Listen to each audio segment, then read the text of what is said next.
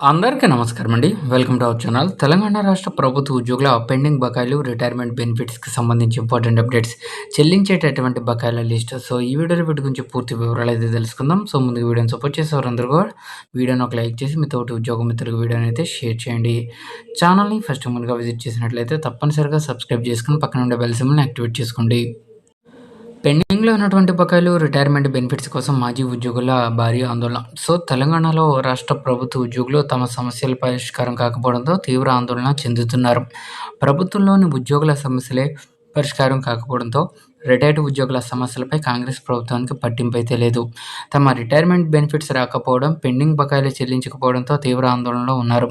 ఇన్నాళ్లు విశేష సేవలు అందించిన తర్వాత కూడా తమకు ప్రభుత్వం చెల్లింపులు చేయకపోవడంతో తీవ్ర నిరసన వ్యక్తం చేస్తున్నారు. హైదరాబాద్‌లోని ఆర్టీసీ ప్రధాన కార్యాలయం బస్ భవన్ వద్ద మాజీ ప్రభుత్వ ఉద్యోగులు ఆందోళన చేశారు. పెండింగ్ బకాయిలు, రిటైర్మెంట్ బెనిఫిట్స్, ఇతర డిమాండ్ల సాధన కోసం Telangana RTC retired employees association ఆధ్వర్యంలో చలో బస్ భవన్ కార్యక్రమం నిర్వహించారు. ఈ సందర్భంగా ఆర్టీసీ రిటైర్డ్ ఉద్యోగులు పెద్ద సంఖ్యలో బస్ భవన్‌కు చేరుకుని తమ సమస్యలు పరిష్కరించాలని డిమాండ్ చేశారు. ఆర్టీసీ మేనేజ్మెంట్‌కు వ్యతిరేకంగా నినాదాలు చేశారు. నిరసన నేపథ్యంలో పోలీసులు భారీగా మోహరించారు. ఈ సందర్భంగా పలువురు రిటైర్డ్ ఆర్టీసీ ఉద్యోగులు మాట్లాడుతూ, రిటైర్మెంట్ కార్మికులకు రావాల్సిన 2017, 2021 సంవత్సరాల బకాయిలు త్వరగా చెల్లించాలని డిమాండ్లు చేశారు.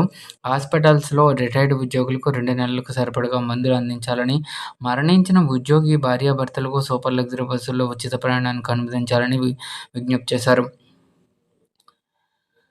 అలాగే వితంతు ఉద్యోగులకు పీఎఫ్, గ్రాట్యుటీ, పెన్షన్ కేసులను త్వరగా పరిష్కరించాలని ఆర్టీసీ రిటైర్డ్ ఉద్యోగులు డిమాండ్లు చేశారు.